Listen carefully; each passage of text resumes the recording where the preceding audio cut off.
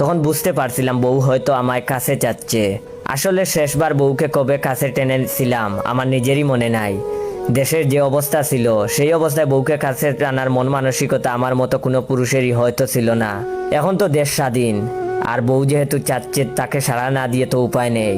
এক বুক ভালোবাসা নিয়ে যখন আমি বউয়ের দিকে তাকালাম, তখন আমার বউ আদর মাখা সুরে বলল, জয়, ডাকাত দেখতে কেমন?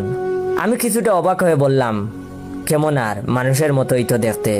বউ আরেকটু কাছে এসে বলল, একটা কথা বললে কিছু মনে করবে না তো? আমার খুব ইচ্ছে করছে ডাকাত দেখতে, এখনই আমার জন্য একটা ডাকাত ধরে নিয়ে আসো।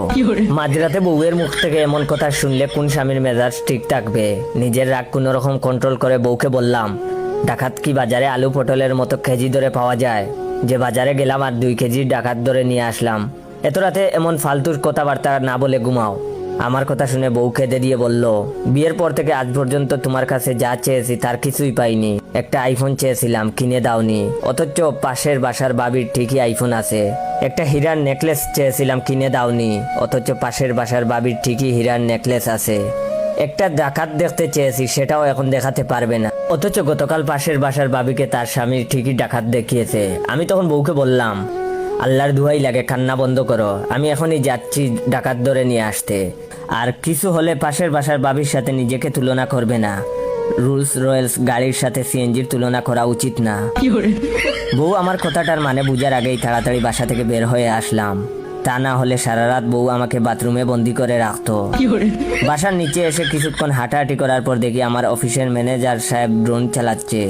ওয়েট, ভিডিওটা শেষ করার আগে আপনাদের কাছ থেকে একটু সময় নিচ্ছি। আমার অরিজিনাল টিকটক অ্যাকাউন্টের নাম বাইসা বনফায়ার এন্ড আমার অরিজিনাল পেজের নাম ইয়োর জয়, আর আমার পেজের ফলোয়ার হচ্ছে 3400।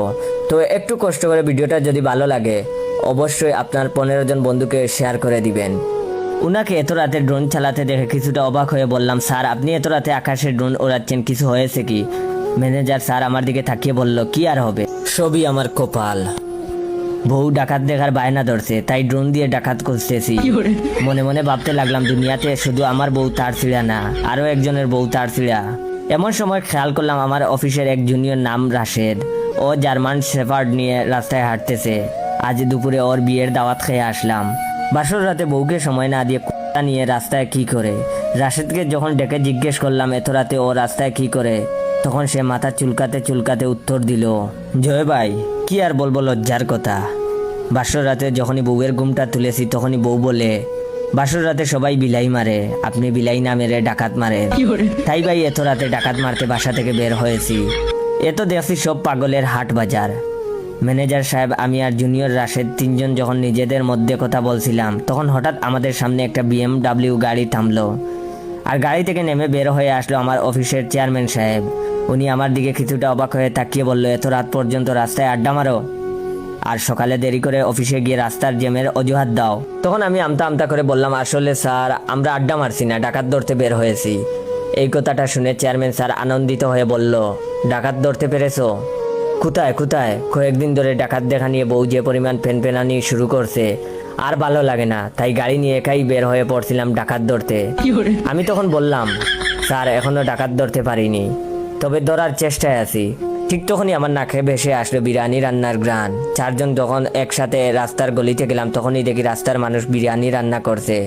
একটা উৎসব মুখর পরিবেশ, সবাই বিরিয়ানি খাচ্ছে আর সবার হাতেই হকি স্টিক। আমাদের দেখে বাবুর্চি বলল, স্যার আপনারাও ডাকাত ধরতে আসছেন, আসেন 4টা খেয়ে নেন। পিঠে খিদা থাকলে ডাকাত ধরতে পারবেন না। 4 জন বর পেটে বিরিয়ানি খেলাম। আমাদের সাথে স্পাইডারম্যান, ব্যাটম্যান ওরাও বিরিয়ানি খেলো। ওরাও মনে হয় বউয়ের অত্যাচারে বাসা থেকে বের হয়ে ডাকাত ধরতে। এই স্বাধীন দেশের ডাকাতরা যে একটু স্বাধীনভাবে ডাকাতি করবে তারও উপায় নেই। বাঙালিরা ডাকাত ধরাটাকে একটা উৎসবের রূপ দিয়েছে। রাত প্রায় শেষ এখন।